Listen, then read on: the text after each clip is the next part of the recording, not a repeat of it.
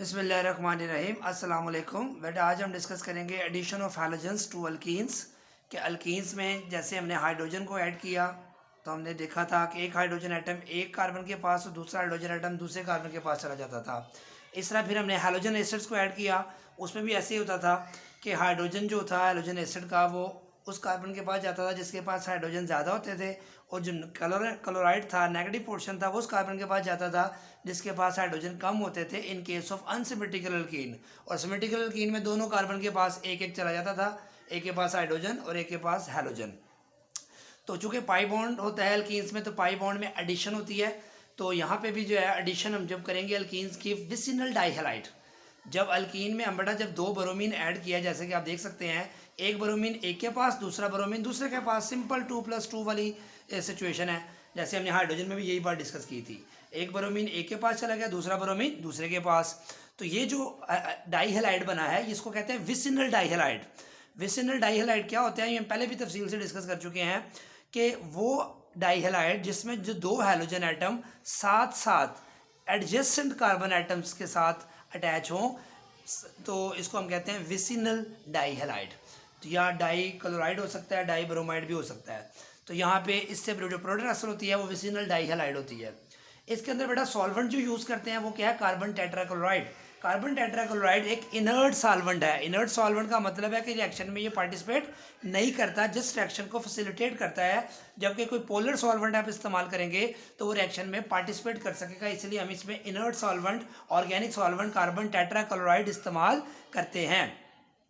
उसके बाद addition of fluorine जो है इसमें हम नहीं करते, क्योंकि एडिशन ऑफ फ्लोरीन का रिएक्शन जो होता है बेटा वो हाईली एक्सोथर्मिक होता है। उससे इतनी एनर्जी रिलीज होती है कि जो हाइड्रोकार्बन्स हैं, कार्बन कार्बन डबल बॉन्ड है, ये सिंगल पाई बॉन्ड तो टूटता ही टूटता है लेकिन साथ कार्बन कार्बन बॉन्ड भी ब्रेक हो जाता है, सिग्मा बॉन्ड भी ब्रेक हो जाता है। इसलिए फ्लोरीन के साथ इसको हम रिएक्शन नहीं करते क्योंकि वो कंट्रोल्ड नहीं होता। उसके बाद आयोडीन के साथ भी ये रिएक्शन उसके अनफेवरेबल इक्विलिब्रियम की वजह से जो है वो इस रिएक्शन को भी हम प्रोसीड नहीं करते। तो मोस्टली विसिनल डाइहैलाइड और vicinal dibromide are found at room temperature, यानी कि एल्कीन्स का रिएक्शन हम ब्रोमीन से और क्लोरीन के साथ करते हैं और रिएक्शन बेटा रूम टेम्परेचर पे प्रोसीड हो जाता है। और जैसे कि आप सामने लिखा हुआ है ब्रोमीन जब ऐड करेंगे तो 1,2 डाइब्रोमो जो है वो इथेन आपके पास बन जाएगा। इसको विसिनल डाइब्रोमाइड भी हम कह सकते हैं। उसके बाद जो है आपने देखा कि ऊपर ये मेन पॉइंट्स इसके लिखे हुए हैं, ये आपने तैयार करने हैं। अब इसका मैकेनिज्म देखते हैं कि वो कैसे होता कैसे है। ये अब इसका मैकेनिज्म देखते हैं बेटा, आपके सामने एक लिखा हुआ है इथीन जो है उसके साथ ब्रोमीन मॉलिक्यूल उसके पैरेलल नीचे लिखा हुआ है। इसकी बस इस स्टेप को आपने समझना है, अगला स्टेप बहुत ही आसान है। आपको पता है ब्रोमीन जो है बेटा एक नॉन पोलर मॉलिक्यूल है, ठीक है। और जब ये अल्कीन के पास आता है तो इसका पाई इलेक्ट्रॉनिक क्लाउड हमने पढ़ा था कि एक्सपोज्ड होता है। जब उसके पाई इलेक्ट्रॉनिक क्लाउड के पास आता है तो ब्रोमीन के अंदर पोलराइजेबिलिटी जनरेट हो जाती है, पोलराइज हो जाता है।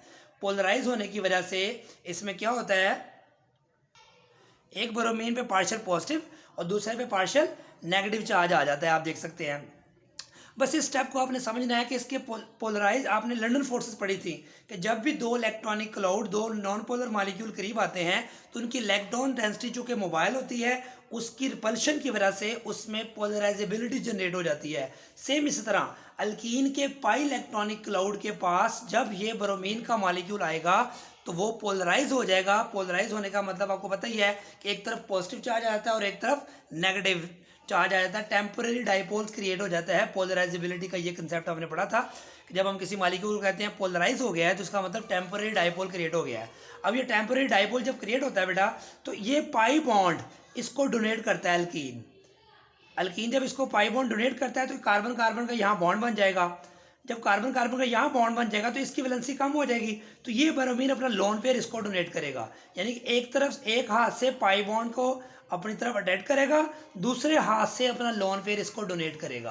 तो एक तरफ ये बॉन्ड बनेगा, एक तरफ ये बॉन्ड बनेगा, आप देख सकते हैं। ये दो बॉन्ड कैसे बने सोच के देखें जरा, गौर करें इस स्टेप पे कि पाई बॉन्ड इसने इसके साथ बॉन्ड बना लिया, इसकी वैलेंसी तो पूरी रही इस कार्बन की, इस कार्बन की वैलेंसी कम हो गई, क्योंकि इसका CH एक बॉन्ड कम हो गया, फिर ये लोन पेयर इसको डोनेट करेगा तो इधर भी ब्रोमीन बॉन्ड बना लेगा अपने लोन पेयर की वजह से, इधर बॉन्ड बना लेगा पाई बॉन्ड की वजह से, तो ब्रोमीन भी बेटा क्या चार्ज आ गया, पॉजिटिव। ये पॉजिटिव क्यों आया आप बताएं कि ब्रोमीन, याद रखें बेटा, जब भी अपना लोन पेयर इस्तेमाल करता है, या ये याद रख लें या ये याद रख लें कि जब ये दो बॉन्ड बनाएगा ब्रोमीन, जब भी सिंगल बॉन्ड उसकी बनाने की कैपेसिटी है, उसकी वैलेंसी एक बॉन्ड बनाने की है, लेकिन यहाँ उसने दो बॉन्ड बनाए हुए हैं, दो बॉन्ड बनाने की वजह से इसके ऊपर पॉजिटिव चार्ज आ जाएगा। जैसे वाटर आपको पता है ऑक्सीजन दो बॉन्ड बनाता है तो न्यूट्रल होता है, जब ऑक्सीजन प्रोटॉन एक्सेप्ट करता है तो उस पर हाइड्रोनियम आयन बनता है तो उस पर पॉजिटिव चार्ज आता है। इस तरह अमोनिया का याद करें, अमोनिया न्यूट्रल होती है लेकिन नाइट्रोजन के ऊपर पॉजिटिव कब आता है, जब अमोनियम आयन बनता है। तो जब भी कोई एटम अपनी वैलेंसी से ज़्यादा बॉन्ड बनाता है और वो एलिमेंट अपना लोन पेयर इस्तेमाल अगर करता है तो उसमें पॉजिटिव चार्ज आ जाता है। तो ब्रोमीन की वैलेंसी एक बॉन्ड बनाने की है लेकिन उसने एक और बॉन्ड बना लिया अपना लोन पेयर इसको डोनेट करके, जिस वजह से इसमें पॉजिटिव चार्ज आ गया। तो ये पॉजिटिव चार्ज क्यों आया इसको आप समझ गए हैं। इसको बेटा हम कहते हैं ब्रोमोनियम आयन या हेलोनियम आयन, ठीक है। हेलोनियम आयन मतलब क्लोरीन होगा तो उस हिसाब से नाम होगा, ब्रोमीन होगा तो उस हिसाब से नाम होगा, क्लोरोनियम आयन हो जाएगा अगर क्लोरीन होगा तो। और साथ ही जब ये ब्रोमीन इधर अटैच हो जाएगा तो ये इलेक्ट्रॉन पेयर ब्रोमाइड बन के Br नेगेटिव की फॉर्म में यहाँ से निकल जाएगा। अब दूसरे स्टेप में, ये पहला स्टेप समझ आ गया तो आगे आसान काम है। ये ब्रोमाइड बेटा बैक साइड से इसके ऊपर अटैक करेगा, क्यों, किस ब्रोमीन पे बेटा पॉजिटिव चार्ज है ना, ये इसकी कोशिश होगी कि दोबारा मैं अपना इलेक्ट्रॉन पेयर वापस ले लूँ। जब ये दोबारा इलेक्ट्रॉन पेयर को अपनी तरफ अटैच करेगा तो इस कार्बन पे क्या चार्ज आएगा, पॉजिटिव, क्योंकि फिर इसका बॉन्ड कम हो जाएगा इस कार्बन का जब ये अपनी तरफ खींच लेगा इसको, पॉजिटिव आएगा। उस पॉजिटिव को पूरा करने के लिए ये नेगेटिव इसको कंपनसेट करेगा तो ब्रोमाइड बैक साइड से इसको अटैक करेगा। जब बैक साइड से अटैक करेगा, ये बैक साइड किसके बैक साइड किसके अकॉर्डिंग है, इस ब्रोमीन के ऑलरेडी प्रेजेंट ब्रोमीन के अकॉर्डिंग ये ऑपोजिट साइड बनती है। जैसे आपने ट्रांस पढ़ा था कि डबल बॉन्ड के ऑपोजिट साइड सिमिलर ग्रुप्स हों तो उसको हम ट्रांस कहते हैं। तो यहाँ ब्रोमीन पहले से मौजूद ब्रोमीन की ऑपोजिट साइड से अटैक कर रहा है इस किसके ऐड होने को, यानी कि ब्रोमीन जब ऐड हो रहा है तो पहले से मौजूद ब्रोमीन की ऑपोजिट डायरेक्शन से ऐड हो रहा है, इसलिए इसको बोलते हैं ट्रांस एडिशन। क्या कहते हैं, ट्रांस एडिशन। तो आपको याद होगा वहाँ हमने एक टर्म पढ़ी थी कि सिस ट्रांस आइसोमेरिज्म की जो टर्म है वो सिर्फ डबल बॉन्डेड के लिए होती है, लेकिन साथ ही अगर आप मेरा ज्योमेट्रिकल आइसोमेरिज्म का टॉपिक सुने तो मैंने कहा था उस जगह भी हो सकती है जहां रिस्ट्रिक्शन इन रोटेशन हो। डबल बॉन्ड में भी रिस्ट्रिक्शन होती है रोटेशन में, फ्री रोटेशन में, यहाँ सिंगल बॉन्ड में भी फ्री रोटेशन में रिस्ट्रिक्शन है। किस वजह से, क्योंकि ब्रोमीन बेटा बहुत बड़ा एटम है, दूसरा ब्रोमीन भी इसी साइड पे बहुत बड़ा एटम होता है, जिस वजह से वो इकट्ठे एक ही जगह पे इनका रहना मुश्किल होता है। इसलिए उनकी रिपल्शन की वजह से, अनस्टेबिलिटी की वजह से ये ब्रोमीन दोनों ऑपोजिट साइड पे ही रहना पसंद करते हैं, इसलिए यहाँ पे हमने लिखा ट्रांस एडिशन। एक तो ऑपोजिट साइड से अटैक कर रहा है, फिर वहीं पे रहने की इसकी वजह क्या है कि दोनों सेम साइड पे रहेंगे तो इनका साइज चूंकि बहुत बड़ा है, क्लोरीन का साइज छोटा है लेकिन ब्रोमीन का साइज बहुत बड़ा है, जिस वजह से इनकी रिपल्शन होती है, तो ये ऑपोजिट साइड में ज़्यादा स्टेबल फॉर्म में रह सकते हैं। तो बेटा ये सिंपल सा मैकेनिज्म था, ये स्टेप ज़्यादा इंपॉर्टेंट है समझने के लिए कि ये पॉजिटिव क्यों आया। मैंने बता दिया कि ब्रोमीन जब भी दो बॉन्ड बनाता है उसमें पॉजिटिव चार्ज आता है। अगला स्टेप तो बहुत सिंपल है, इसमें कोई मुश्किल बात नहीं है। अब हम रिएक्शन डिस्कस करेंगे कि प्रोपीन के साथ कैसे होता है। ये देखिए प्रोपीन में जब क्लोरीन ऐड करेंगे तो ये सिंपल ही है बेटा, एक क्लोरीन एक के पास, दूसरा क्लोरीन दूसरे के पास, तो ये 1,2 डाइक्लोरोप्रोपेन बन जाएगा।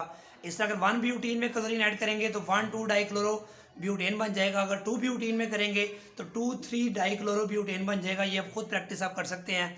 अब जो सबसे इंपॉर्टेंट चीज़ यहाँ पे ये आती है कि शॉर्ट क्वेश्चन आता है टेस्ट फॉर एल्कीन। तो याद रखें इसी टेस्ट को कि ब्रोमीन का सोल्यूशन कार्बन टेट्राक्लोराइड के साथ जो है रेड कलर का होता है। देखिए लिखा हुआ है solution of bromine in carbon tetrachloride is reddish when this solution is added in alkenes vicinal dibromide is formed which is colourless. ये बड़ी इंपॉर्टेंट बात है बेटा, यानी कि ब्रोमीन का सोल्यूशन कार्बन टेट्राक्लोराइड में आपके पास पड़ा हुआ है वो रेड कलर का है। जो ही अगर आप टेस्ट करना चाहते हैं कि किसी सिलेंडर में जो गैस है वो इथीन है या नहीं है, तो आप क्या करें उसके अंदर ब्रोमीन का कार्बन टेट्राक्लोराइड वाला सोल्यूशन ऐड कर दें। जब आप उसके अंदर ऐड करेंगे अगर वो रेड कलर कलरलेस हो जाए तो समझ लें इथीन या अल्कीन है, अदरवाइज वो अल्कीन नहीं है।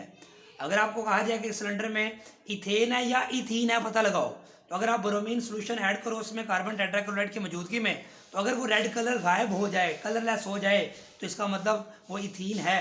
अगर वो कलरलेस नहीं है तो इसका मतलब वो इथीन नहीं है बल्कि इथेन है। तो ये बड़ा इंपॉर्टेंट शॉर्ट क्वेश्चन आता है, distinguish between ethene and ethane. तो आप देख सकते हैं कि इथीन में जब ब्रोमीन का सोल्यूशन डालेंगे, ऐड करेंगे कार्बन टेट्राक्लोराइड में, तो 1,2 डाइब्रोमो इथेन बन जाएगा और कलर क्या हो जाएगा, डिस्चार्ज। कौन सा कलर, जो उसका ब्रोमीन का कलर है रेडिश, वो डिस्चार्ज हो जाएगा।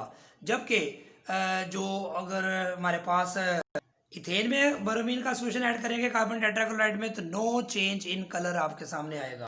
इस तरह आप बता सकेंगे कि अल्कीन या अल्केन है या नहीं है। तो distinguish between ethene and ethane अगर आपको आ जाए, तो आप ethene plus bromine carbon tetrachloride लिखेंगे, reddish colour of bromine solution is discharge. Otherwise ethane के केस में क्या होगा, नो चेंज इन कलर, यानी कि रेड कलर बरकरार रहेगा। तो ये बेटा हमारा सिंपल सा टॉपिक था, एडिशन ऑफ हैलोजेंस। अब ये अगर आपने समझ लिया अच्छी तरह, तो अल्काइंस में जब हैलोजन की एडिशन करेंगे तो यही ब्रोमीन का एक मॉलिक्यूल यहाँ पे ऐड हुआ है, क्योंकि यहाँ पाई बॉन्ड एक था। जब इथाइन की बात करेंगे उसमें पाई बॉन्ड 2 होंगे, तो ब्रोमीन के मॉलिक्यूल भी 2 ऐड होंगे। जैसे 2 ब्रोमीन यहाँ लगे हैं तो वो 2 ब्रोमीन ऊपर की तरफ भी लग जाएंगे, तो वो बन जाएगा 1,1,2,2 टेट्राब्रोमोइथेन या 1,1,2,2 टेट्राक्लोरोइथेन। जिस तरह यहाँ पे 2 क्लोरीन ऐड हो जाएंगे तो इधर भी क्लोरीन लग जाएगा, इधर भी क्लोरीन लग जाएगा, क्योंकि अगर हम यहाँ पे प्रोपाइन लेते हैं तो इसका मतलब ये हुआ कि ये अल्कीन की अगर आप एडिशन ऑफ हैलोजेंस के साथ कर लेते हैं तो अल्काइंस के लिए आपके लिए कोई मुश्किल नहीं होगा। दुआओं में याद रखें। अभी तक अगर आपने चैनल को सब्सक्राइब नहीं किया तो इसको सब्सक्राइब करें। वीडियो अगर पसंद आए तो लाइक ज़रूर करें, कमेंट्स ज़रूर दिया करें। अल्लाह हाफिज़।